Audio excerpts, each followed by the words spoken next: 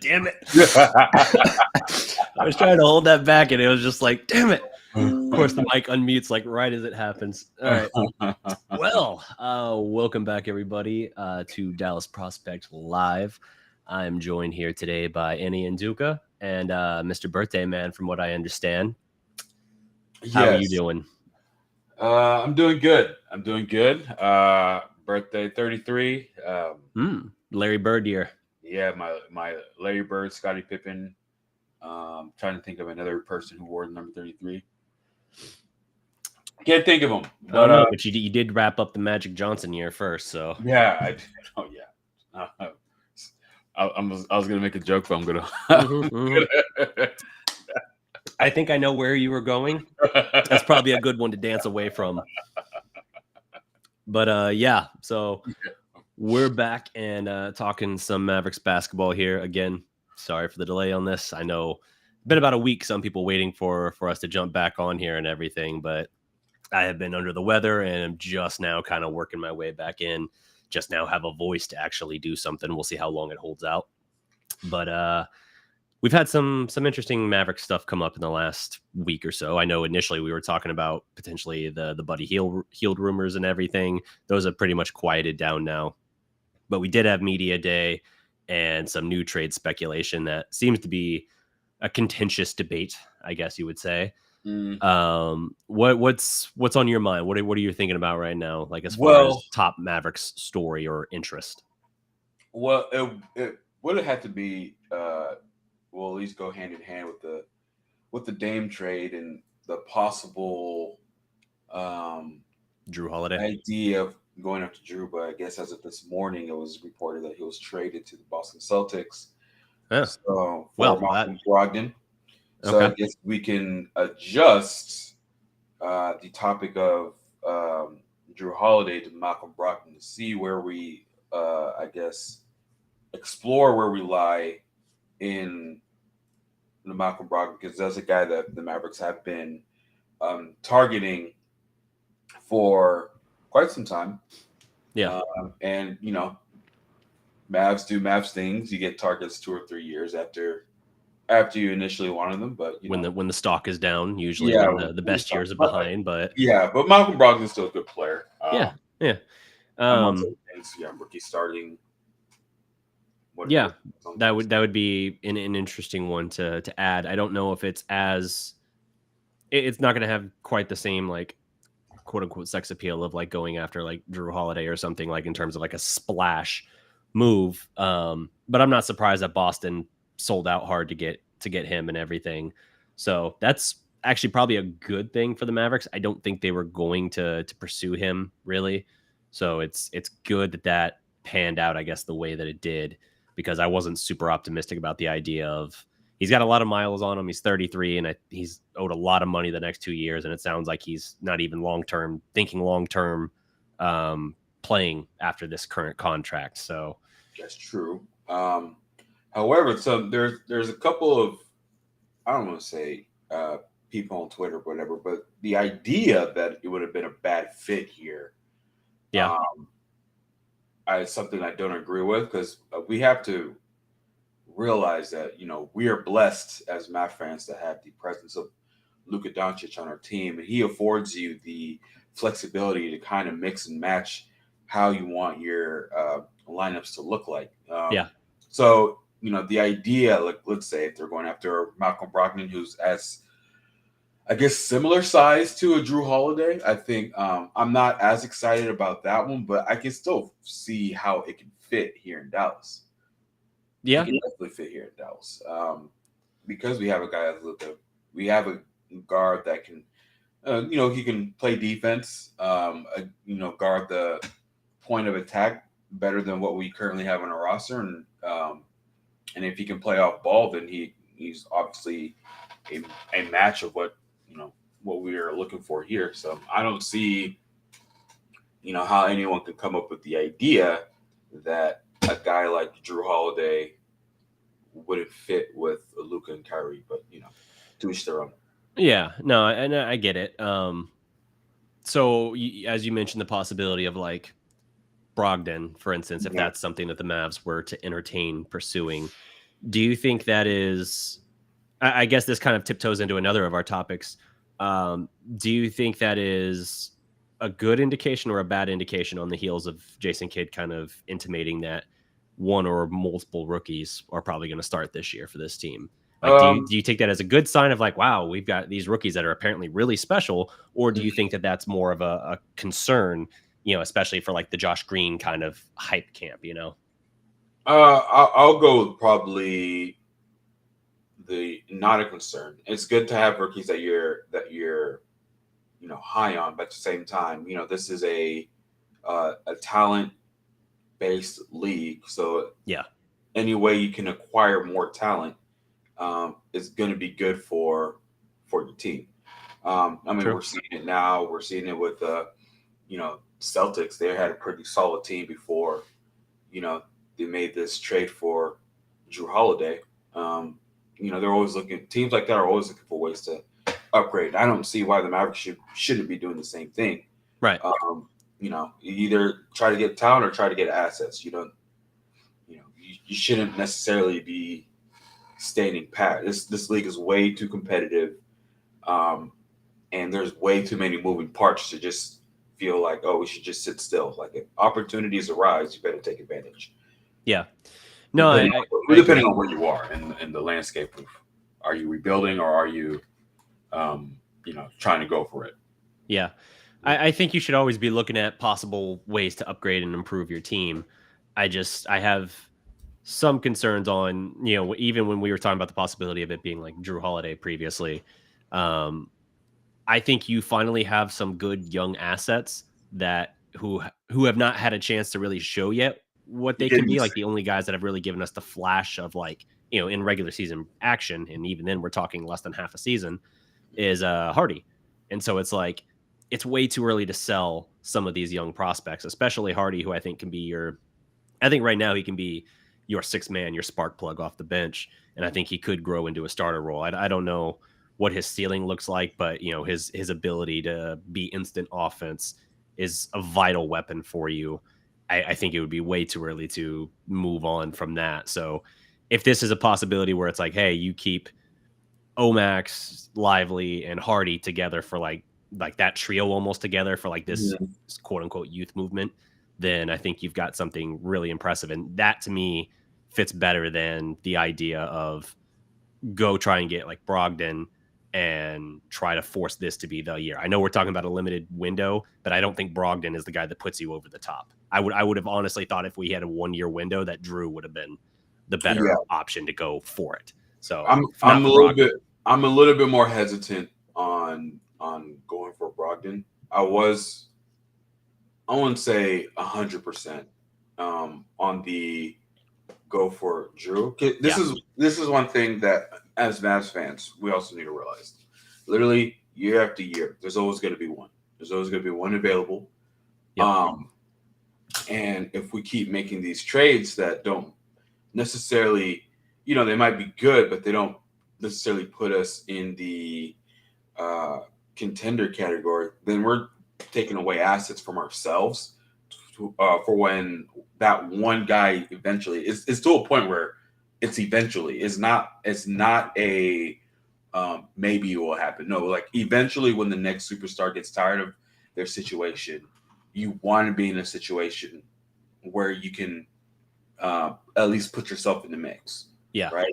Because it's been year after year after year where, as appealing as the Mavericks playing on the Mavericks might be, we just simply didn't have the assets. And so we will literally be looking at, a player possibly trying to pull a Dame Lillard to even have a shot. But just as we learned, even that doesn't necessarily even get the player coming to you. Like it will literally, you'll need multiple teams, or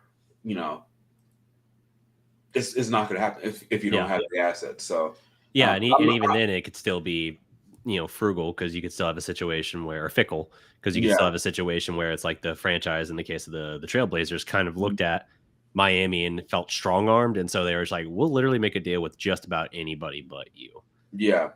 So that can backfire too if you're too heavy handed in trying to push your way. Where even someone who has as long and generally good tempered history with that team, like Lillard, is said for the longest time he wanted to be like Dirk to Portland. And obviously that narrative changed in the last year and a half, 2 years. But it's one of those things that like they absolutely adored him. So you would assume if something like this came up, more than likely they would have been willing to work with him. But just the way that things unfolded, it burned even the best built bridge of like their history and foundation together, to the point where they're like, nah, it doesn't even matter if Miami's got the better offer. We're going to take another offer we like that sends him elsewhere, just because we don't want to send him. We don't like being strong armed into this. Yeah, and kudos to I don't even know. I don't know the Portland GM, but they're doing a fantastic job. They got a really good return for Jrue Holiday, and they're possibly even looking at flipping Malcolm Brogdon. I know they said Rob Williams. They got Rob Williams in the trade too, and they're saying that they're likely to keep him, but try to move on from Brogdon, and they can possibly even get more essentially for that Dame return, which was way more than what the Heat could can ever. I don't know. Yeah. I think whatever you have is passing on to me now. Can even imagine of offering up for a Dame Lillard. So they're getting essentially the closest thing they can to getting their I guess pennies on the dollar, if that's the way to say it. But yeah, no, I get you, and I do think they've actually done a good job with this, especially now that they've been able to flip the next piece. So it's interesting to see how their rebuild is going, how it's going to go. Because the best thing you can do in this situation is just try to navigate it, as intact as you can. It's like, okay, we're having to basically sell the present. Let's at least make sure we've got the pieces to try and build something with the future. And I don't really know. So if the Mavericks hold on to their first round pick, they don't trade their 2027. Right. How many first round picks do they have after this year? Ooh, 2027. I read this the other day, but I'm blanking on it now. The last week has been a fever dream. Mm-hmm. Is it 3? That sounds. I know they have. That sounds right. Let us know in the comments, guys, if you know. And that with some young assets might land you someone, who can definitely move the needle, just in case we need to break glass and pull a Milwaukee trying to get initially get Jrue Holiday. So yeah. So for as of this year, I'm not sure if it's 2 or 3. I think now with the market is kind of resetting yourself, I think you can actually get a legit mover with 2, needle mover with 2. For sure, possibly a superstar with 3. 3 pretty sweet. 3 and some sweeteners and stuff like that. Yeah. So the Mavericks will definitely be smarter if they were to hold on. But if an opportunity like getting a Jrue Holiday, or a player of his ilk was available, like I'm not against possibly making a move for that too. Yeah, that would be a substantial addition for sure.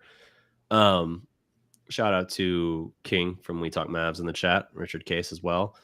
Those are the ones that deserve a call out. So shout out to you guys joining us on this Sunday morning. We're here talking some Mavericks basketball and everything. We had media day just the other day, and we kind of talked about it a little bit here. The possibility of do we talk Mavs media drama? Is that a thing that we're already got to have that like before the season? So I need TGK to get me up to speed. Yeah, because I had so there's my birthday. I really don't like talking about myself and stuff like this, but so yesterday I decided to throw a shindig. And so I was pretty much preparing for that all day. So I wasn't on Twitter. Yeah. But literally, I was up to like 5. I was up to 5, went to sleep, woke up probably around 7 or 8 or something like that. And just started looking at Twitter. I think that's when I got the notification that I got the notification that Jrue Holiday was traded, and then I started just looking on Twitter, and I'm just like, what's going on? So, what is Chuck Cooper's team going on? Yeah. It's not happy belated King.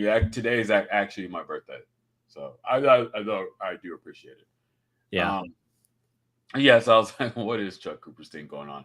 He has his moments where he just gets very get off my yard or get off my yeah, lawn. Yeah. It's like, and for like the littlest things, it's like Yeah, like okay, so I'm a little bit up to speed on it. oh Because yes, yeah, like you, I jumped on Twitter, started seeing kind of the people talking about it. I was like, like someone's taking a shot at like Landon? Like that doesn't make sense. Nobody dislikes that guy. Like, what yeah. are we talking about? So I looked on the original thing and I was just like, really? This is what got you like all bent out of shape? Like I here's the thing, like I've tried to view this from both sides.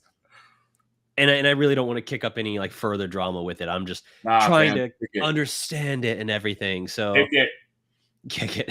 kick it. I look at this and I say like I understand the semantics of what Chuck is saying, but the way in which it's brought up is very get off my lawn. And I think there's just something with old media The and semantics actually favors Landon. no, I'm saying like from a journalism perspective and everything. Again, the Mm-hmm. background degree in journalism and everything.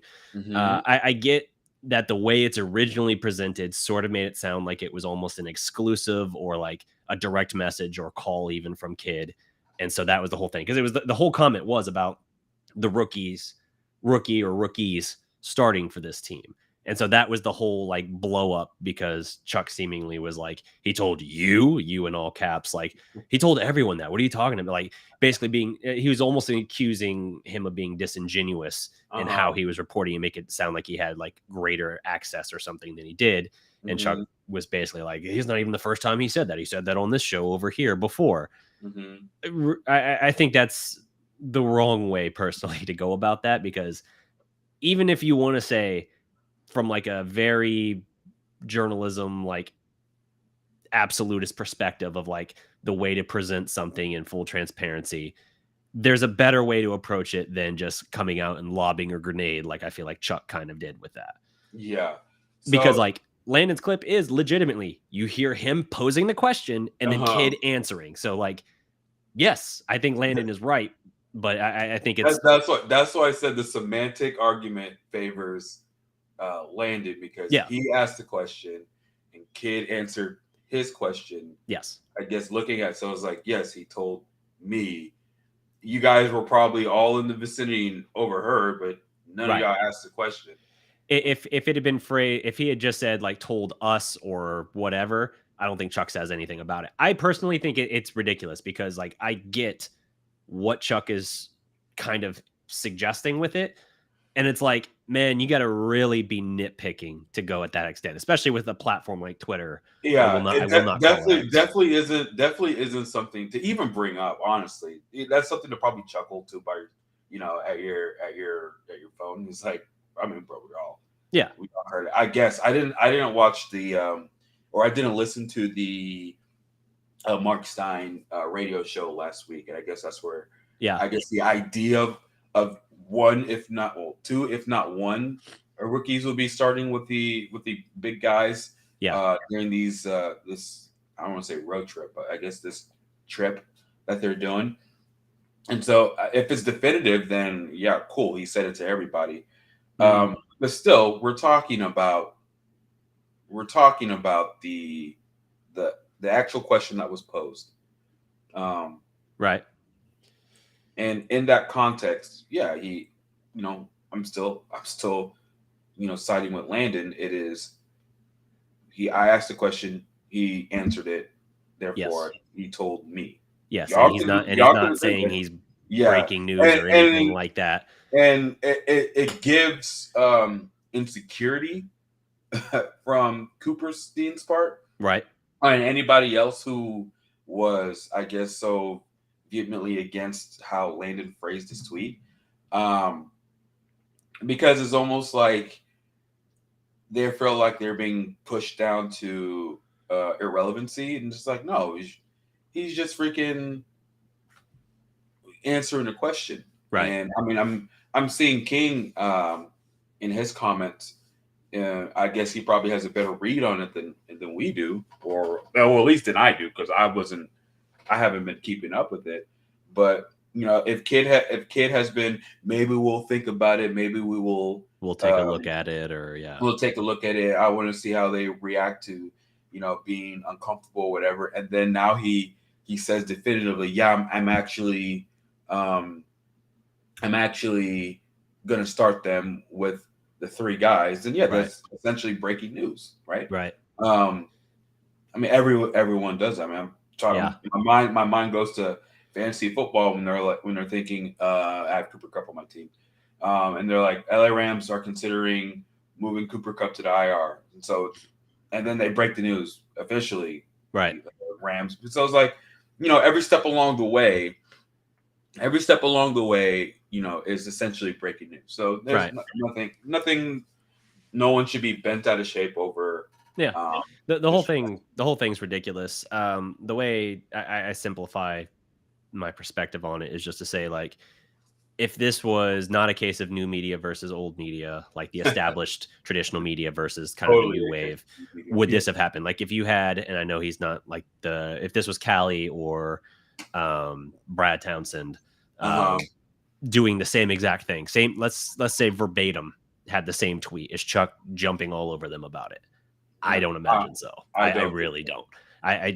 That's where I'm like, the whole thing to me seems like it's frustration because a lot of the more traditional figureheads catch more grief just because like people don't like, they appreciate the coverage and the insight, but there's times where like the model has not advanced enough to give people the sort of insight they're looking for, or they feel like they're too worried about operating within certain decorum or something like that. And so I think that there's a little bit of kind of budding resentment towards like some of these new media guys, like Landon, independent, coming in, and he's done a phenomenal job. So I think that kind of draws that greater degree of, criticism and everything like that. I honestly don't.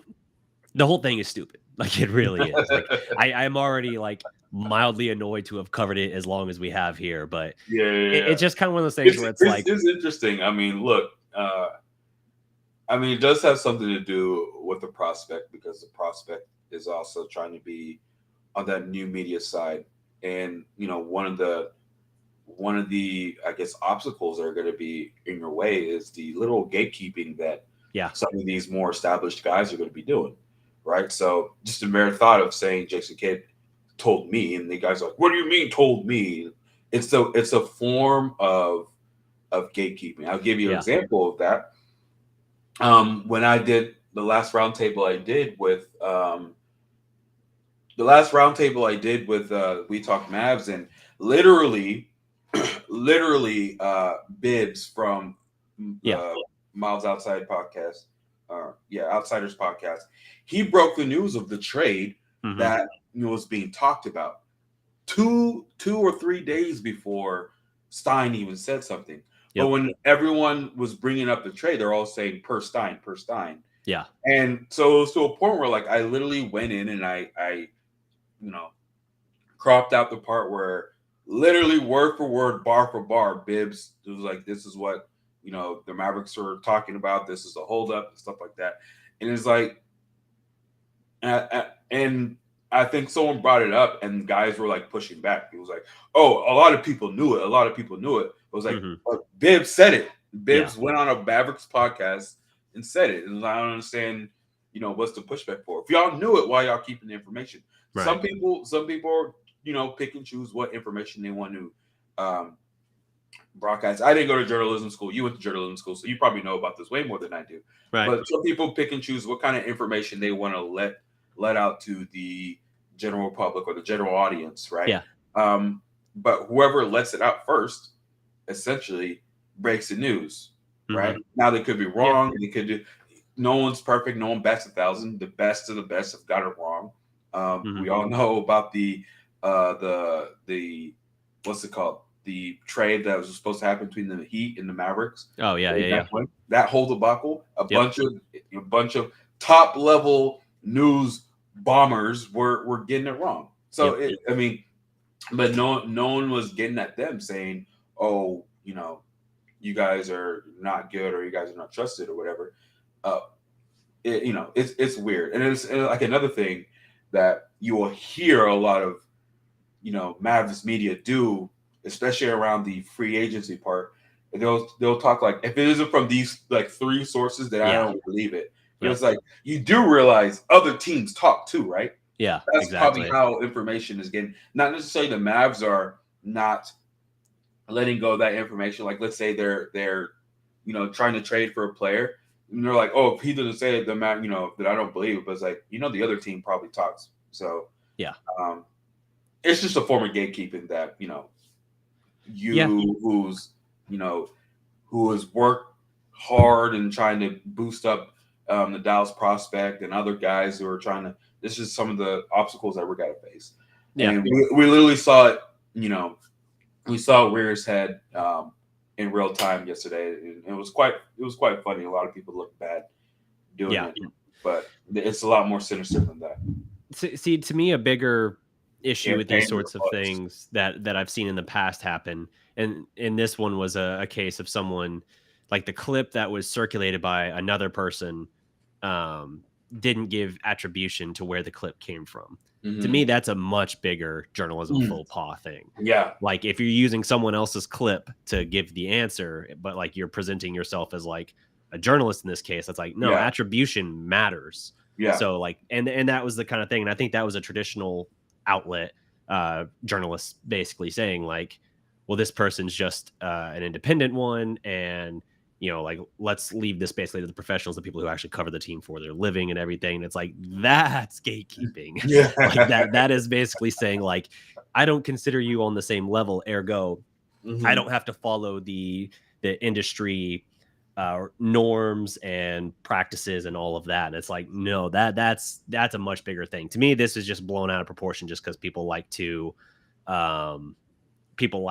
jump on here and be really gatekeeping about this stuff. They like to act like not everyone can do this, or that there has to be some sort of rites of passage that you have to do, but then they won't even define what those are. If people like Grant Afseth or Landon have not paid their dues, then you cannot enter the industry, basically. Yeah. Like, unless you're someone who came up through the system for like Dallas Morning News or Fort Worth Star Telegram. And I reject that notion. Yeah. I mean, look, it's 2023. YouTube and other platforms exist. There's going to be a very unconventional way of moving through. And even some people who have been the more traditional platforms, they're having to expand into the new media realm. So there's going to be a time, and I talked about this not on a podcast, but to friends around the Hall of Fame time. I was going to say, I wonder how long it's going to take for the first YouTube Naismith Basketball Hall of Famer. Wow, yeah, that would be a going to be a time. Like, it sounds goofy now, but there's going to be a time where that's going to happen. Yeah, that'll be a trip. Someone who gets there and is like known as like the YouTuber journalist or something. Yeah, that would be a trip. There's a lot of guys who are. There's taking that case. And there's a great argument to be made like for the new wave journalists who are independent, who do work through YouTube or whatever. I think there's a lot of guys doing great work there that should be taken seriously. To Richard Case's point, people don't like what they're getting with like ESPN and stuff like that, where everything feels more performative. Everything feels like a wrestling promo, where it's like about getting engagement as opposed to actual analysis or news or anything like that. It feels very manufactured and fake because you got someone going out there whose only job is to try and, make some incendiary comment that's going to piss off one fan base and get someone else talking. That's why this is a football topic, but like why like anyone who talks on the NFL Network has to be largely anti-Cowboys because it's the biggest fan base, like American sports fan base in the country. So they have to look at it and be like, oh, well, I need to whip up this space because then they'll get here. Or like when Dirk was on his final year here, you'd have random no-name people going on ESPN and calling Dirk the most overrated player ever. And people would get whipped up into a frenzy about it. I'm like, let me ask you this. Did you know who this person was before they said this? Yeah. No. Then why are you going to learn their name now? They don't matter. It's like, literally a way. It's literally a tactic to stand out amongst the crowd. Because those shows don't do good ratings. They don't. You can even take like Undisputed or First Take. They don't have great ratings. What they have is the ad revenue through social media and all of those clips being shared and those engagements and everything. That's how they drive their value. And so it's just like, I just don't participate in that stuff. Like if somebody sends me something like, oh, can you believe what Skip Bayless or Stephen A. Smith or so-and-so said, Shannon Sharp, whoever, I'm always just like, I don't care.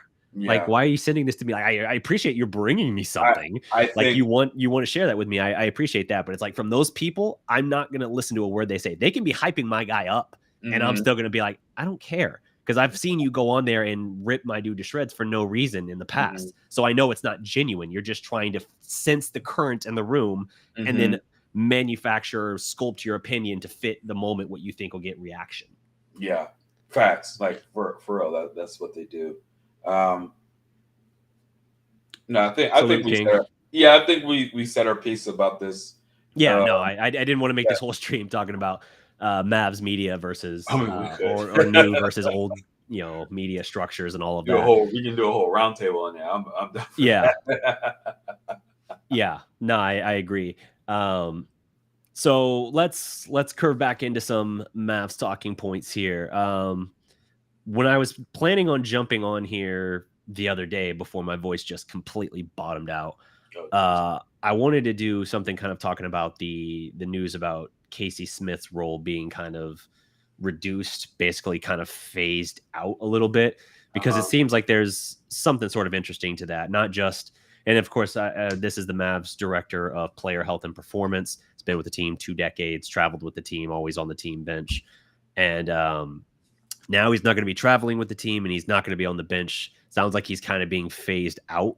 And a lot of people are kind of pointing to last year with the Luka thigh injury and everything like that as kind of sort of the breaking point of that. It's like the Mavericks, and this is speculation, seem like they're kind of like nudging him toward like not retirement necessarily, but phased out like his role with the team after how long he's been here. The guy's been one of the best athletic trainers in the country for a long time. He's been with 2 Olympic gold medal teams, Team USA, obviously.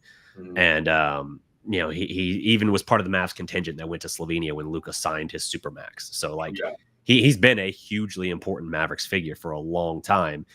Did you have any like immediate thoughts of this? Cause I just kind of took this as like, that's notable. I don't know that it's like a firebomb going off like some people seemingly think it is. Yeah, I mean, I didn't read into much of I didn't read into the story at all. My initial, and now if I'm wrong, people please correct me. But my initial thoughts when I saw that he was probably going to be a lesser role, my mind didn't necessarily go to being phased out. It went to, hey, this guy has done so much. Now he's probably close to retirement. He's probably like, look, I'm the best in the industry. I'm going to do things how I want to do it. So he's probably like, pay me, but I'm just going to be. See, the way I read it was the team. I didn't read anything. Yeah, the way I read it was that the team informed him last month that he was going to have a reduced role, and then it was once the media availability, like at practice, came out, he wasn't listed as like one of the main coaching staff members, and that's when people were like, "Oh, okay, this is a news story now." Okay, yeah. So I feel like he's being nudged in that direction. I don't know if it's tied to the Luka thigh injury or anything like that, but. I mean, 2 decades. I don't know his age off the top of my head right now, but obviously he's been in the game a long time. Yeah, so maybe they're wanting to keep him around, still value him to an extent, but are certainly kind of putting it a little bit more in a limited role at this point. Yeah. I wish I read more into that story, but it didn't. It wasn't anything that caught my eye. I mean, I respect what Casey Smith has done. He was part of the multiple gold medal teams, NBA championship team. He was one of the guys that rehabilitated Tyson Chandler, because before Tyson Chandler was even a Mav, he was very injury prone. He had a big toe. Very reputation to be very, very injury prone, but he came and Casey Smith got him right. And so I always thought he was that type of dude that, was so grounded here that he would basically, he can move however amongst the organization however he wanted to. So when I heard reduced role, I was like, maybe that's just what he wants. He's like, I want more family time and stuff. All you need to know on the Casey Smith thing, and like your point, great point on how he was able to rehabilitate Tyson in 2010, 2011. Tyson, the year before at the trade deadline, was actually dealt to the Oklahoma City Thunder from New Orleans, and it fell through, back then still called the Hornets. It fell through because the trainer for the Oklahoma City Thunder, I don't know his name, actually failed Tyson on the physical, citing the big toe injury, that when they were temporarily splitting time between New Orleans and Oklahoma City, they were the New Orleans, Oklahoma City Hornets. Tyson had played there before in that partial capacity after Hurricane Katrina. And he said that he still saw cause for concern with that toe. And so he failed the physical for Tyson. They ended up shipping him to Charlotte, then still called the Bobcats. He was there until that offseason. So he spent basically had the rest of that season there in Charlotte. And then Dallas used the Eric Dampier amnesty, I think it was, clause or something to make that work, to bring Tyson into Dallas. And Casey Smith rehabilitated Tyson. Immediately, he was the difference maker for them to win a title. The year after that, unfortunately away from Dallas, he's defensive player of the year and an all-star. And the big toe was literally never an issue again. You want to talk about a guy who single-handedly changed the face of that. I mean, you could say Casey Smith for the rehabilitation thing. Also consider if the Thunder don't botch that, or their trainer doesn't botch that, if you have Westbrook, Harden, and Durant at age 23, 22, and you also have like just coming into his absolute peak Tyson Chandler instead of Kendrick Perkins, how different those two teams look. Like that's insane. So that in itself is almost like worth pointing out Casey's impact and role, not to mention how he kept Dirk in one piece all those years. We're seeing the effects of all that time that Dirk spent playing. We're seeing the effects of it now. Yeah. Oh, I'm just reading. Sorry, Eastside Herald's hilarious. Sorry. I was reading his comments. I'm just like, oh gosh, Rockets will dominate this division. All right. Cool. All right, interesting. But yeah, so the Casey Smith thing, I don't know what to make of it, but if it's a directive from the franchise, there might be something of interest there. At the very least, they think he's slipping in some way, usually, because if he's still at the same peak role, it's either got to be a likability thing. Like, again, I'm total speculating here, so I don't even like really doing that. But like, if it's like a thing where Luka was frustrated with how the thigh thing was handled, maybe, then if it's coming from Luka, maybe that's nudging that direction, and they're trying to split the difference by just reducing the role. Or if it's a good point. Or if it's something where they think he's losing a step or something like that, where they're wanting to reduce and still have him around, but in a more limited capacity, thinking that'll make him a little better if it's not as strenuous. I don't know. That's the thing, is at the end of the day, I don't know on any of this. It's a newsworthy story, but I don't know that there's enough out yet to really delve too far into it. Yeah. So, let's see here. So we already talked about the trade speculation stuff. Is there anything? This was a sort of throwaway thing from Mavs Media Day. Kyrie saying, and I think this quote initially came from, let me see if I can find it. I want to say it was Brad Townsend, because that's attribution. Yes, Brad Townsend. Irving saying that he wishes Dallas had been in position to draft him in 2011 because that's how strongly he feels about the organization and its culture now that he's been a part of it. do we put much stock in that? Okay. Like, it doesn't matter anyway, but like, do we put much stock in that?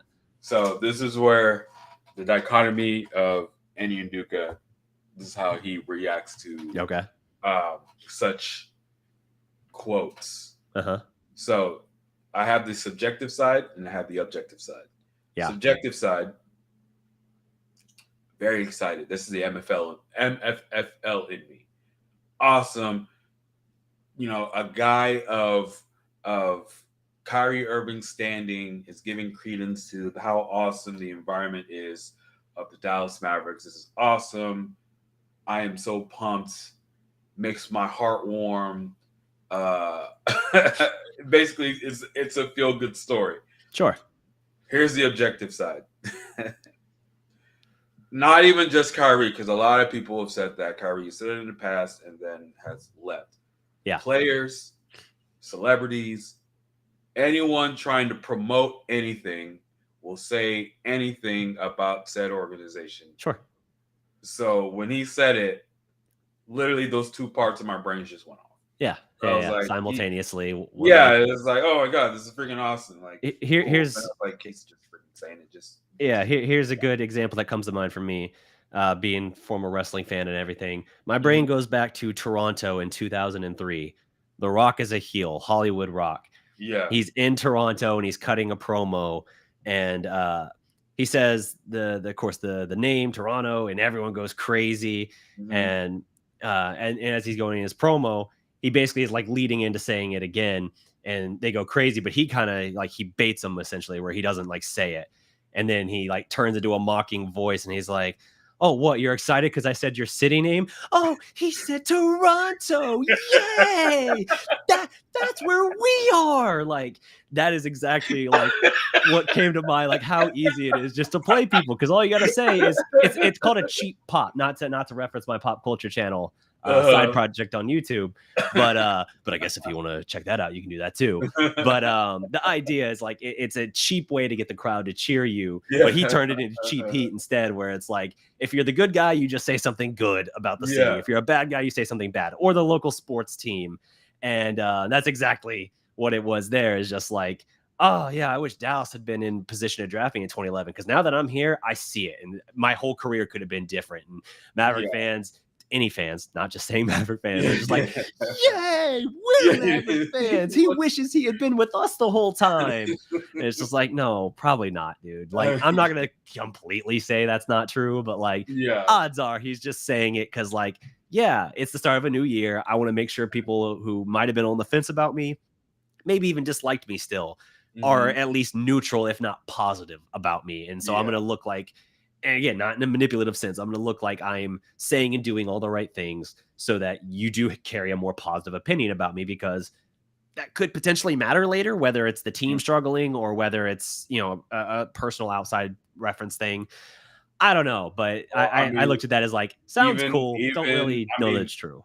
For in a more national sense, I mean, it can be the difference between, you know, being voted on an All NBA team, which leads you the ability to get, you know, super max money if you placate the media.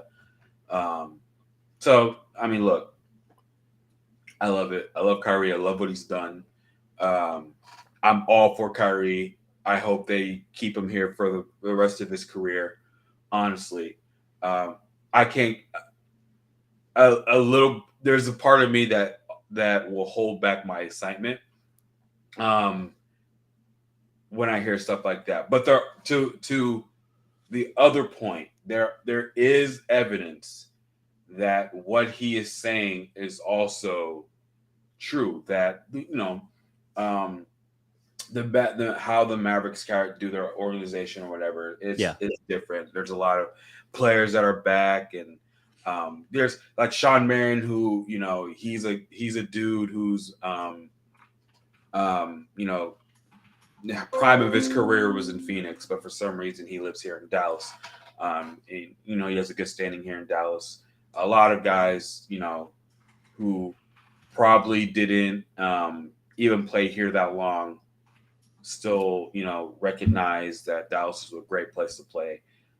Even Dinwiddie, He still says good things about Dallas. Dennis Smith, even though it ended kind of rough, he still says good things about Dallas. Not so much Carlisle, but Dallas. No, Yeah. not so much. Yeah, exactly. He especially after the Carlisle. Actually, speaking of that, can I bring up something? Yeah, go for it. So in that Seth Curry, in that Seth Curry interview, he kept bringing up that it was a different regime. Yeah. And it was interesting. And the context he was doing it was like, it was like, it's a different regime. Yeah. And I'm excited about that. And I was like, what was wrong? What you know? I think he knows what was wrong with that. I don't think he liked being traded for Josh Richardson. And that was a very bad assessment. I tried to sell myself on it, but the more I looked at it, the more I was just like, no, I sold myself on it. I sold myself on it. Yeah. But, I mean, give me a couple minutes of watching highlights on YouTube. I can sell myself on anything.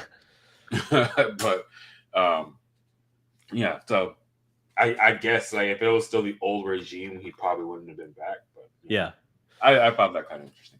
Yeah, no, that's a fair point. So like to Richard's question earlier, asking like what Jason Kidd we think we'll get this year, whether it's year one Kidd or year two, how positive can we be about this? That's kind of a loaded question because like the thing about year one Jason Kidd was it wasn't his team. Mm-hmm. Like it was, but like it wasn't the roster that he built. Like what was their first draft pick when he came in? Because like they had already Josh was going into year two, so it wasn't even Josh Hardy, right? Yeah, and that was the second round pick. They didn't have a first rounder that year because they did. They made the Christian Wood trade. Yeah, no, that was totally against. That was year two. That was going into year two that happened. So he didn't even have Hardy. So they didn't have a first round pick. There really wasn't anything on that first roster. That was the Jason Kidd team. It was the Rick Carlisle team. And I don't want to give a lot of credit as if saying like, oh, well, look what Carlisle built. But like you do have the long established and developed guys of Maxey, who still had some tread on the tire at the time. I don't think so much now. Dorian Finney-Smith, same thing. You had those guys, and that's great. But I think Carlisle's message was starting to fall on deaf ears. And so Kidd came in, and it was like a same roster, but it was like a jolt of energy and a more positive vibe and everything. And so I think it propelled them to the highest level they could go with that roster. And so it's like, hey, great. That's all very positive Kidd. Year two, you see the overhaul of the roster, right? JaVale McGee is about all you need to know for like the concerns. That was a Kidd guy. Yep. That was 100% a Jason Kidd guy that he went and made sure they got. You have then the Richardson. No, the Richardson thing was already there the year before. That was the last year of Carlisle. I'm trying to like rewind like this most recent history of like the overhaul, because they did make a handful of changes, and they kind of tried to go with a more traditional big man lineup. Obviously, you lose Brunson is the huge thing. And it's just what they were trying to kind of put together seemed like they weren't going to just follow the formula that had gotten them to the West Finals the year before. They were trying to do something different, and it didn't really work. And maybe you could just say like that's the swing and miss of the JaVale McGee thing. Maybe if that landed even half as good as they thought it would be a different story. I don't know. I think they misjudged the locker room chemistry. I think they put way too much hype and emphasis in the importance of Theo Pinson as a locker room guy. I think it was largely Jalen, and Pinson was just kind of like a good vibes guy, but like not the guy that was like putting that system in place necessarily. Because the whole energy about the team was different. They changed the structure of the roster. Their offensive game plan installing coach left for Brooklyn, and so like all these things were significant coming into this past year, and the team fell off hard. Now you could say like offensively they were still one of the better offenses in the league, but that's just by virtue of having Luka and then later Kyrie Irving. You're gonna be there as long as you got those guys. The defense, which was the Kidd staple, is what fell apart. So I don't think you're going to have like a year 2 Jason Kidd. I wonder if year 1 is the asterisk because we didn't have a Jason Kidd constructed roster yet. So I don't know. I imagine it's somewhere between those. Could potentially be better. And then, but I don't know. who's to say? Now this is the nuance with sports, because a lot of times we tie the results as the end all be all, and I get why people do it, but also at the same time, if we go through 2022 again and we do that 10 times, how many of those 10 times do you see the Mavericks going into the Western Conference Finals? And it's a hypothetical, but at the same time, it's like, was that team that good, or did we overachieve? I tend to think that they got hot at the right moment. Yeah, and they had some things break their way. Yeah, did we have lightning in a bottle? Yes, I think it's that. Yeah. So when we're trying to figure out, and then vice versa, that the 2023 team, was that just complete and utter disaster or whatever? Like, are we really that bad? Right. I think the truth is in between. I think in the year before we played beyond probably what we actually were, how good we actually were, and then I think last year it went the opposite extreme. I honestly think we're better put together this year than we were in 2022. I think so, but I also think the landscape is more challenging now than it was then. True. Very true, in fact. Then that was good. That was gonna get me to my next point before you stole it, you asshole. That just it's not like it's your birthday or my bad. Just because we didn't make it into the Western Conference Finals doesn't mean that this team is not as good, and we're on a better track to be successful in the short and semi-long term. Yeah, we were in 2022. So what kid are we going to get this year? I don't know. Here's the things that I want to see when I'm looking at Kid. I want to see Kid get out of his own way, right? I don't want to see a kid that is so stuck up his own ass that he can't see that, if he doesn't like a player, therefore I can't play him. Like that can't be the attitude you have. Like if you play a player and that player and we're getting some type of results based on that player, you can't be like, oh, I can't play him because I'm like, look, this is professional sports. Your industry is literally competition. If you're holding back your team from competing at its best, you are literally not doing your job. Yeah, you're literally not doing your job. So I say that because we all know about the Christian Wood and the Dwight Powells and the Maxi Klebas and stuff like that. And we've seen many instances where the Christian Wood will go on a run and then you take him out and put in a lesser capable player, but he might fit quote unquote better, even though just because he tries harder on offense, but I mean tries harder on defense. Cool, that's important, but he still didn't get the job done. Right. But yeah, I could I just need to see those changes. And a good sign of that was the wanting to give the rookies a legitimate shot. Yeah. Because that was one of the fears I had when they brought back Dwight Powell. Right. That guys taxes and Dwight Powell in your starting lineup.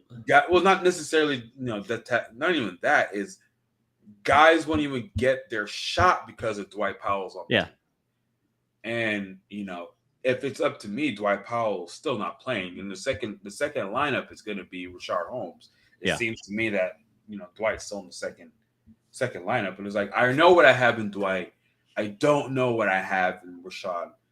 I don't know what I have in Rashad playing with some of these other guys. Let me see that before, because I already know can the wrinkle of Rashad Holmes give me some different looks that teams have not seen, or is he back to where he was in 2021? if that's the case, that's way better than what Dwight Powell gave us the last couple of years, 3, Yep. 4, 5, 6. How many years? How many years have been in the league? Yeah, 10 years he's been in the league. Hey man, you're talking about it's not the Rajon Rondo trade, it's the Dwight Powell trade. My gosh, at this point, like literally I'll look back at old clips and I see Dwight Powell, number 8 Dwight Powell, and I'm just like, holy crap, this man's been in the league for this long. Like how anyway. Yeah, I don't know. Anyway. So that's my fear. And it's sort of kind of creeping his head because I feel like Rashawn is not going to get the type of looks that I want. But at the very, I can't have it all. I can't make all the decisions. If I did, I would literally be working for the Mavericks. But at least he's looking at.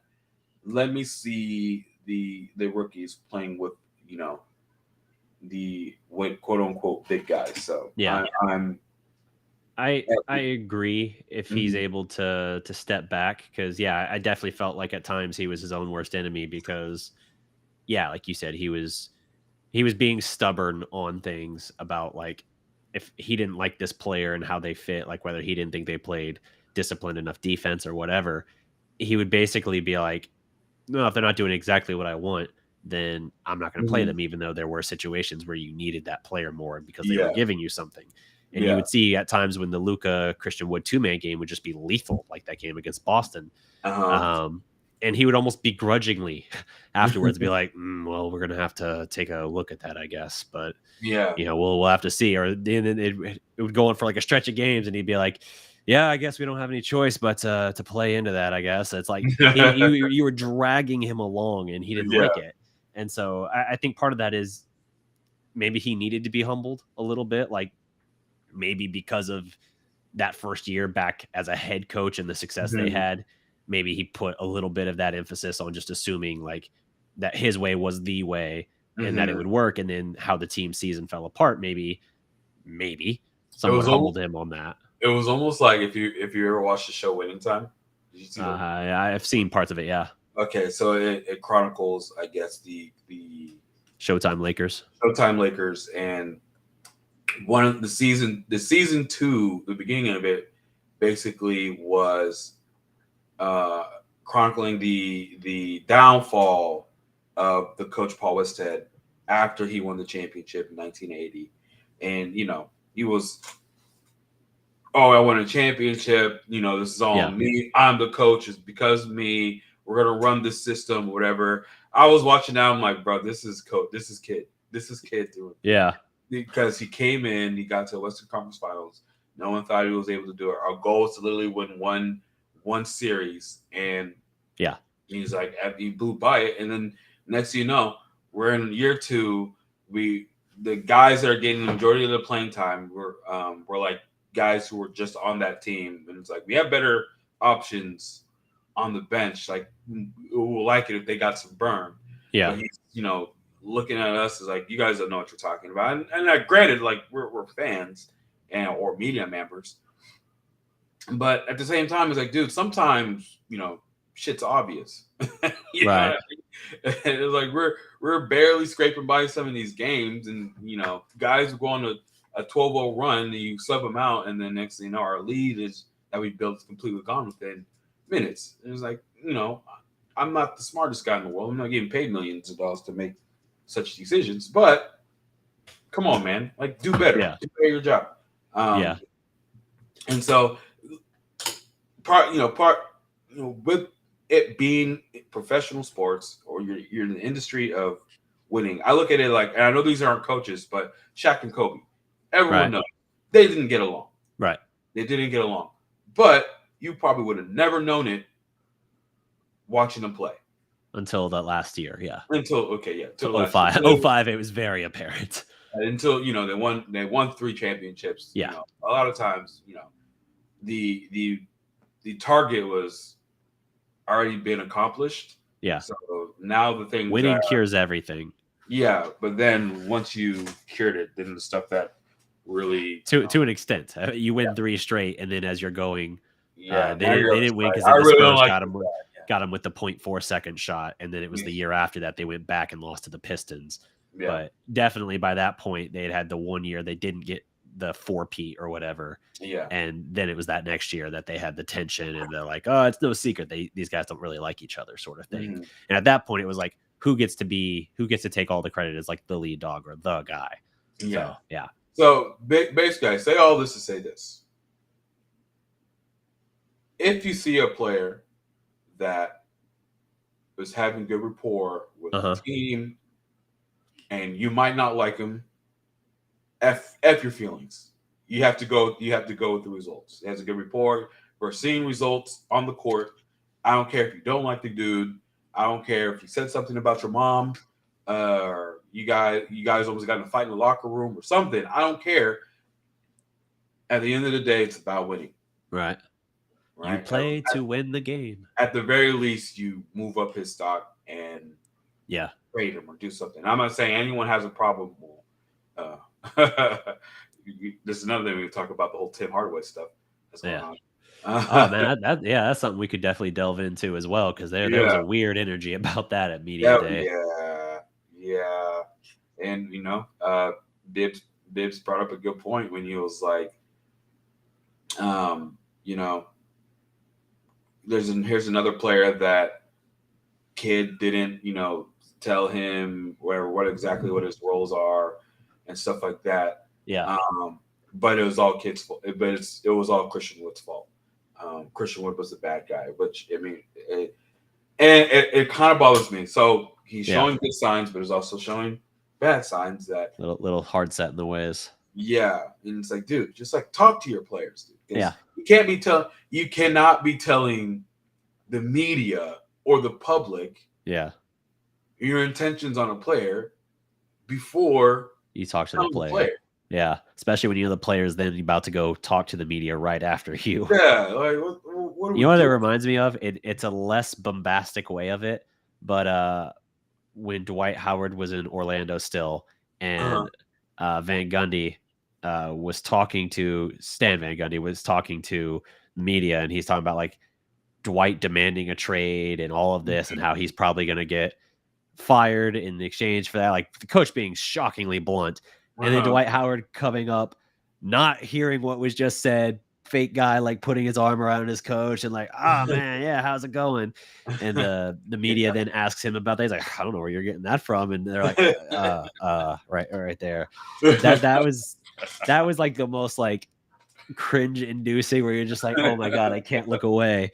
This was kind of like a low key version of that. I feel like, where it was like, yeah, that kind of sucks. Like, how could kid not have given him the heads up on that, or that there could be that misunderstanding before then he goes and talks to the media and like it's such an easy fix. Like it's not an easy conversation in a lot of cases. It's not an easy conversation, but just like the fix is easy, simple. Just talk to your players, dude. Yeah. Talk to them. Yeah. Like, it's a dirty business, but don't break news. Like there's already a lot of that going on in the front office side. They don't need that from the coach, especially if they're trying to run the team. Yep. Right. So it's like, talk to him. Hey, I don't understand why he hasn't done that already. Like before training camp, like this is the role that we're at least at the beginning we're envisioning for you. Yeah. Which will be coming off the bench, because look, we're gonna need a point of attack defender. You're not that. Yeah, you're I not don't want to that. say. I mean, I guess if you can be completely blunt with these professionals, you're not that guy, right? And I already have two outstanding offensive guys that I literally cannot put on the bench. Like, what do we do? I'm going to put Kyrie on the bench for you? Like, come on, it's not going to happen. Yeah. And so I need someone who's going to be able to handle that. So that's why we're looking at Josh Green. That's why we're looking at Omax. Yeah. Or whatever the direction we're looking at. Not only that, like the two outstanding offensive talents you have, defense is neither of their strong suits. So exactly. What are you going to put? An average at best defender in Hardaway? Or are you going to go with a defensive specialist, someone who's versatile and can help mask a lot of those weaknesses? Like, of course, that's where you look at it and you're like, I know your pride is a thing, but this should have at least dawned on you as a possibility. Yeah, exactly. Like, you probably popped in 2K24 last lineup and you're like, hey, man, he might have been looking at it and saying, you know what, last year with Luka and Kyrie, we had an offensive rating of 119.2. We're just going to try and outscore everybody. Yes, we're gonna go the same route as we went last year. Never mind the fact that we had a defensive rating of 115 and we're 5-11 in those 16 games. Exactly. Yeah. And No. so, hopefully the stuff that he needs to fix, hopefully it gets fixed. Hopefully there's communication. Yeah. Between him and his players, and then get out of your own way when it comes to making adjustments, with the lineups and games and stuff like that. Like if guys are not working out, make the move, make a change. Man. I agree. I wanted to circle back to something King said earlier, talking about the possibility, because the one big criticism people have had about this offseason was the Mavericks not adding like a real center. Now, obviously, we like hearing that Lively is really showing out to an extent that he seems like he's going to be getting some starting opportunities here and everything. Mm-hmm. I like that, and I do like that he's also put on some muscle. He's up to 240. That's nice. Good. But, one of the things people talked about, and King mentions this, is are we disappointed for the Mavericks not getting Ayton going like Tim Hardaway Jr. plus Holmes, considering we still waived McGee anyway? I kind of feel like if you had known that was the price, would you have done that? Or would you worry about, for Ayton, if I would have done that if I had known that was the price. Not being on the bush. But I am excited about Lively, but yes. Yeah, I was for it. Having two good centers is not a bad thing. Like we don't have to have one good especially center, when both one can stretch the floor. Yeah, one mid. Well, Lively has the potential to do that, but yeah. Yeah.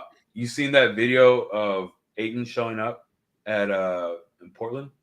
No, I hadn't seen it. It looked like a kid in a candy store. Yeah, I'm sure. Yeah, he's got the dark cloud all out from over his head. He doesn't have to worry about living up to expectations of being the number one pick here because I don't think it's even that. I literally my thought was he wanted to be the Shaq to the Devin Booker's Kobe. Yeah. And year after year, he was getting moved further down the pecking order. Yeah. And that, especially, I mean, look, you got to take into account these guys got massive egos. These people have been saying he was a number one draft pick or number one draft pick throughout his whole essentially college career. Yeah. He's like, I'm that guy. And then when the people are looking at you saying, hey, you're not that guy, and they're yelling at you and stuff, you saw the energy of him. Like he was very low energy. Yep. And he tried on top of that, signed a low energy deal with who was it, the Pacers in the Suns match? Yeah, it was the Pacers, yeah. Yep. So he tried to get out. He was held hostage for a year. Yeah, exactly. And so he was about to get his money and leave. So he was going to be very happy. Yep. And then last minute was matched. So he's like, F, now I'm back here and playing for a coach, which I don't know how he didn't get along with Monty, but yeah, Monty. I actually don't have much bad of any kind to say about Monty. I remember when he was an assistant for the Thunder, and I liked him a lot. I'm gonna wish the best for him in Detroit. Yep. I love Monty, but it was pretty evident that he didn't get along with Monty. Yeah. And I mean, it was probably because he was mad because he's dropped down the pecking order. Yeah. Not giving a lot of effort. Therefore, Monty probably, getting on him, whatever. He's not going to elevate him over Chris Paul. He's not going to elevate him over Kevin Durant or anybody else. So he's like, look, he wasn't there. Yeah, he was there with Kevin Durant. So yeah. So I understand why he'll be mad. That's what I'm trying to say. Him not being happy in a situation where he's way down the list, he was still giving you 8, 10, and 10. Yeah. And so you can imagine if the Mavericks were to make that trade and he showed up in downtown Dallas and like kid in the candy store, I am certain the Mavericks fan would be like, all right, we're about, he's about to go off. Right. Like, but at least better effort. Yeah. He's probably not Rudy Gobert on defense, but he will be a pretty stout defensive guy. So to your point earlier about him being frustrated moving down in the pecking order in Phoenix, here he's not being better than third gun, right? So, but he will have there's context to everything. So with his own expectation going into the situation, saying I'm the number 2, we're gonna make it happen, and then they move him down. That's probably upset your mind. Yeah. Rather than coming into a situation knowing that you're already knowing you're the third guy, and then also knowing that one of those guys, tends to, share the love a little bit with the centers. At least makes them look good. And then the other guy's Kyrie. So he's like, "Whoa, I'm gonna." He's coming in playing under Luka and Kyrie. So he's cool with Luka, and then Kyrie's mad respected around the league. Yeah, so, like third guy in one situation is not the same as third guy in a different situation. Like when it doesn't have that toxic baggage with it. Yeah, in the bad history. And you're just tired. Like sometimes people just need that change of scenery. Yep. More than just opportunity. Sometimes it's literally, hey, I just want to get out of a situation where I'm around people who I don't like. Yeah. And when you don't like it, when you don't like people, or when you don't like your environment, everything changes. Yep. Everything changes. So even though it's like, hey, you literally made a lateral move, but the only thing that changed was your environment. But all that, what you said, dark cloud, that stuff is real. Like now I can, there was that song, I can see clear. Like that's a real thing. Yeah. Okay. So I'm cheering for him. Yeah. I'm expecting to see some big things from him this year. And if I'm wrong, I'm wrong. But then cool, we didn't make the trade. But yeah, no, I agree. If I had known that was the price for him at the time, I definitely would have been more interested in that. I feel like, especially with no Josh Green or Jaden Hardy or first, bro. Yeah, and when you look at the timeline of like when they were looking at that or seeing the possibility of it, because they were involved in Ayton talks for a while. They made a couple of offers. We don't know what the details were. But it wasn't anything that moved the needle for Phoenix. It's kind of also one of those things too, like we talked earlier about Portland basically being like anybody but Miami and Dame. I'm pretty sure if Phoenix has one franchise they just hate with a fiery passion right now, it's us. They don't even hate the Bucks that much for beating them after going up 2-0 in the finals. Everyone hate us. Everyone who's part of that team that got destroyed is gone, right? Other than like Book and Paul, yeah. Yeah, Paul's gone now, so just Book. Oh yeah, you're right. Yeah. And even the owner. I mean, hey, he wrote that note after that thrashing. That shows how much I think about Phoenix that I forgot for a second that Chris Paul. You're right. He is. Yeah. But no. So I don't know. Maybe there's still deals that can be made, and hey, no hard feelings, guys. That was the last regime. We're cool with this regime. maybe, but that's also one of those things. Like, how's the fan base going to react to this? Probably not very positively. Well, I think the fan base is pretty down on Deandre Ayton anyway. So yeah, fair, but that would just have made it all the sweeter for the reclamation project in Dallas, where he starts looking like the player they drafted. Like, son of a bitch. God dang it. But yeah, so I'll be curious to see what the Mavericks look like. I am encouraged. Hearing Lively is taking the steps he is. Now, you could look at it in one of two ways, right? You could look at it and say, like, hey, he's making great strides. Awesome. You could also look at it and say, we already kind of knew center was a position of need and like thin depth as far as like legitimate center, not like hybrid center, small ball center. So him stepping up in this way where he's kind of pushing his way into this spot, is he getting here this fast because he's truly taking those steps and he's ready? Or is it in part because it's not as competitive of a room around him for that spot? You know what I mean? Mm-hmm.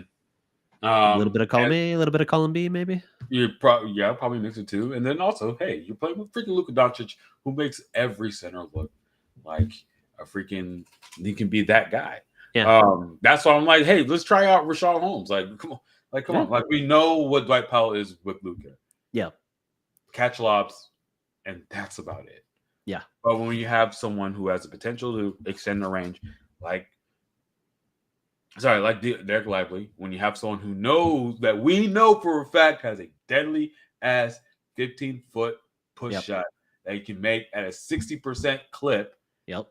Pair that with Luka, and we're like, why are we letting, like, why would we want that on the bench behind Dwight Powell, where all he does is catch lobs. Yeah. Let's get creative on the offensive side. Yeah. Anyway. No, I agree. Yeah, I'll be interested to see what this team looks like. What is the date of their first game? I know we're in camp now, so it's not like soon. We got obviously preseason stuff ahead of us, but yeah, I've looked at that schedule a lot. But I can. Thursday, October 5th. Holy sheesh! That's soon, huh? It's That's like 4 days out. Yeah. Wow, I did not. Is that the Abu Dhabi? Okay, so so. Oh yeah, preseason in Abu Dhabi. Yeah. Okay. Is there playing? Hopefully, they're playing more than 3. Nope, they're only playing 3. I don't know why they do that. Huh. I honestly do not know why they do that. Oh my gosh, dude! Preseason against the Timberwolves.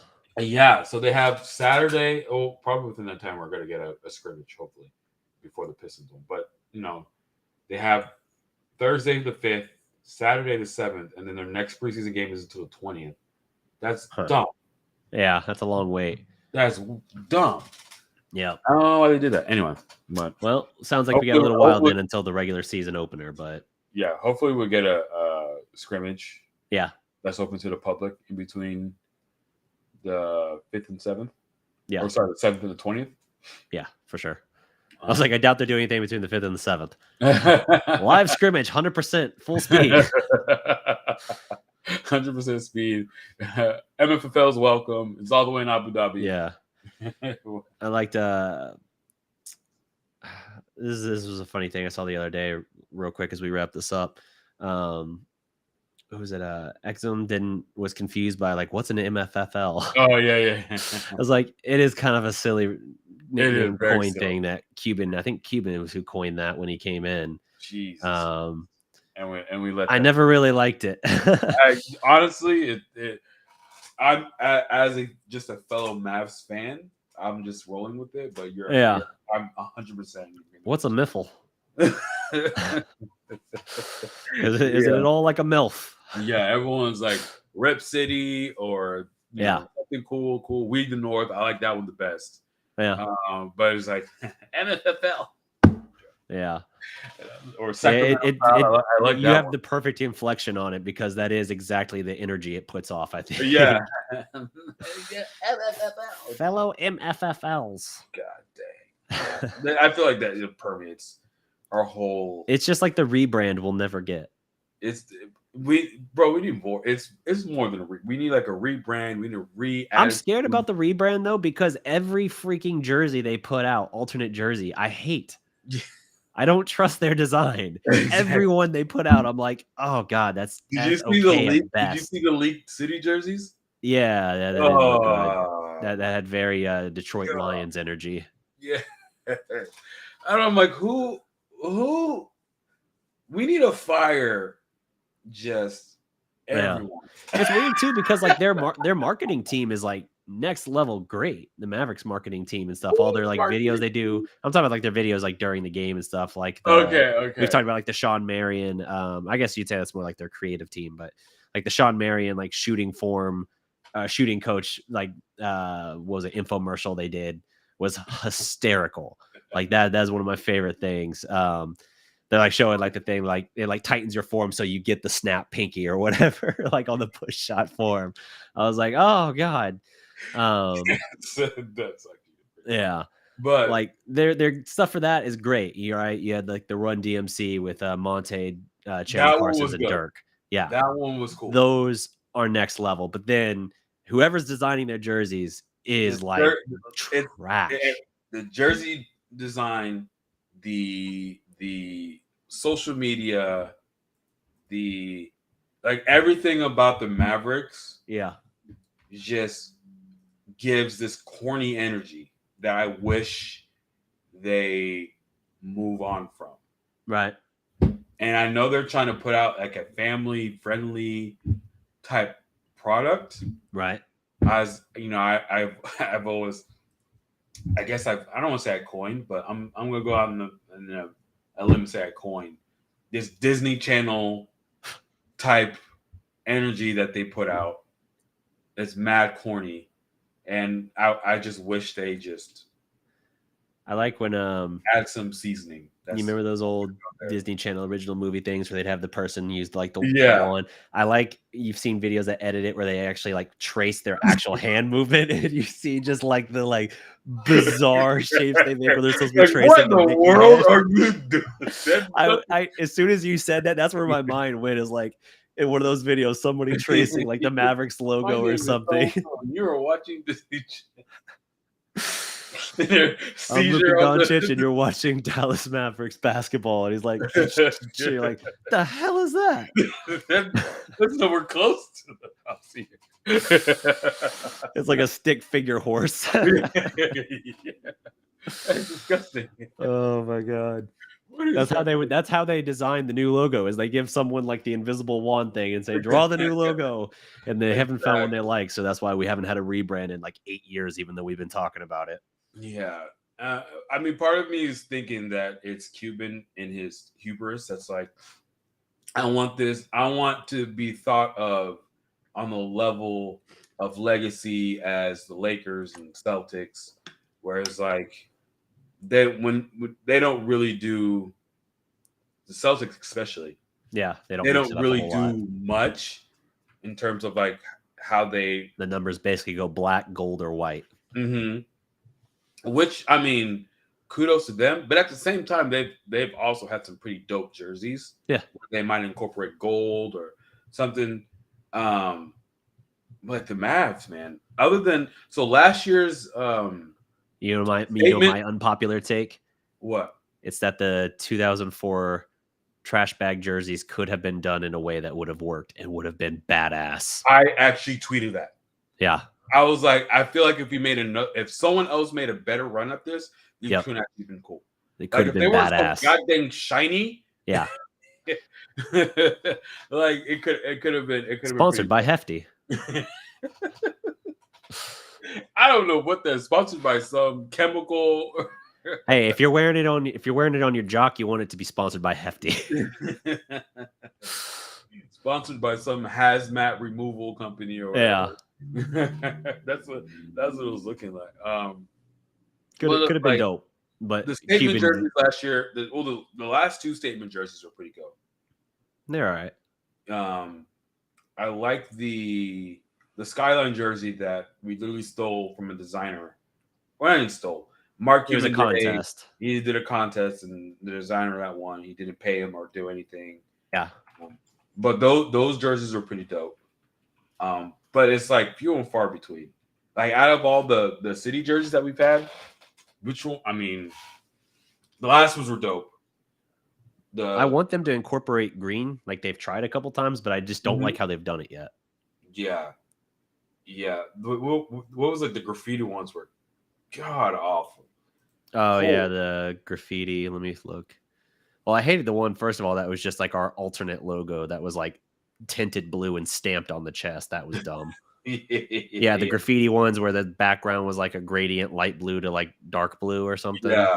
That was bad. That was bad. And then the chest was like, yeah, I said the Mavs. It was gross. Yeah, that one was bad. And then they actually had, did we have one at one point? I know we had the white with gold. Did we ever have a black with gold? Like when we had Porzingis? The original one was black with the very basic DAL that back when okay. So I remember seeing we called them the Pegasus ones or whatever. That was like the white, silver, and gold. Those weren't bad. I think if you had given a green trim to that, like a very subtle green trim, I think that could have popped a little bit more. But I see this is like an edit where someone made the white, switched it with black, and so it's black and gold and white. And so I'm like, that's actually kind of cool. But yeah, most of our jerseys that we've tried have been pretty trash. Either trash or uninspired. Yeah. Remember when they did the earned jerseys for the playoff one? Ours was like, it looked like the Oklahoma City. Yeah, like the practice uniforms. Yeah. Here's that DAL one you're talking about. Yeah. Like, we wanted something that would speak to both Dallas and Fort Worth. I'm like, Fort Worth is in, you went with 3 letters and you didn't put DFW? How hard was it? Yeah. Yeah. It's we wanted it to say we wanted it to put off DFW energy, and all we could think was DAL. Like the first 3 letters of Dallas. like whoever abbreviates Dallas is that way. Like nobody does. 4 Come teams, on. that's it. Yeah. On the scoreboards, and that's it. No one says Dow. God. What are we doing, guys? Yeah, they had a couple bangers. There was the 75 year when every team incorporated all their past jersey designs into one jersey. Ours was pretty dope. Ours was pretty cool. See, I actually like our old and it's not a rebrand, but I actually like our old road navies we had when we first did this current brand. Yeah. I know we went to like the royal blue, and I like the royal blue as well, but I also liked the road navies when the royal blue was more the trim. I don't know. Yeah, I don't know why they went away. I mean, how come they couldn't? The first year they went away was the title year, so at that point it was just superstition. Yes. Like, well, we made this change, and look what happened. What would you have us do? Exactly. So I mean, but I don't know why they couldn't go with both. I don't know if there's a rule or something, but it seems like some teams just seem to have more jerseys than another team, and they seem to be able to wear whatever the hell they want, even during playoffs, which I thought that was against the rules, but I guess I'm wrong. Yeah, I don't know. But at the end of the day, Mavericks, if you ever get wind of this podcast, please do better. Do better. Everything. Social media, jersey design, rebrand. If you rebrand, please go through some. There's been some good edits out there. Some people have done some good concepts. Yeah, there's some good edits. But get the okay with some people on the streets. What's your opinion today of the P Diddy greens? I didn't like that shade of green. At the time, yeah, I'll give you that. At the time, I loved it.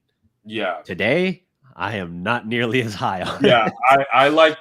I liked the baby blue and the navy blue versions of that jersey more than I liked the green one.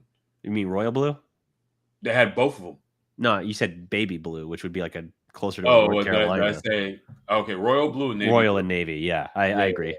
Yeah. I like the idea of having green back, but that shade of green in that intense of a green. Yeah. As I've gotten older, I'm like, ooh, I don't like that. But as a kid, that was all I rocked with in NBA Live and in 2K. Yeah, those were hard on the eyes. Yeah, you probably guess these designs from an AI generated art. Honestly, that's probably better. That's why their concept art never has fingers or hands. What's wrong with his? Here's a rendering of Luka Doncic taking a shot in the new Mavericks jersey, and it's like, why does he have 7 fingers? And his thumb is hooked back towards his face. What did you do to him? Oh my god! Anyway, I just hope they add a little bit more seasoning on their designs and how they handle social media and everything else. It would be nice to see something that they produce that I would be proud of. Yeah. But yeah, it's just most of the time it's just like, ugh, this is right. It's like this is for the kids, I guess. This is for the kids. Like everything they do is for kids viewing or something like that. It's like, bro, sometimes just understand that grown ass people also consume this product too. Yep. Give us something. Anyway. Yep. I get off my soapbox. Well, I think that'll about wrap us up here. We actually ended up doing a lot longer of a show. Hopefully, didn't take up too much of your time on your birthday. Appreciate you jumping on here and talking Mavs with me. I already celebrated. All right. Well, thank you to everybody who tuned in. If you haven't already, like the video, drop a comment, subscribe to the Dallas Prospect. Be sure to check out Enyi. He often hops on with We Talk Mavs, runs with the Glow Yard Gang almost more often than I do stuff now. So it's almost like you're theirs now. I was gonna say more than mine, but I was like, that puts off a different connotation than I wanted. If we do more podcasts, I'm definitely yeah. Whenever we get something more consistent, I'm definitely here more often. Absolutely. Mm-hmm. But we'll be back soon. Hopefully jump on here in the next week.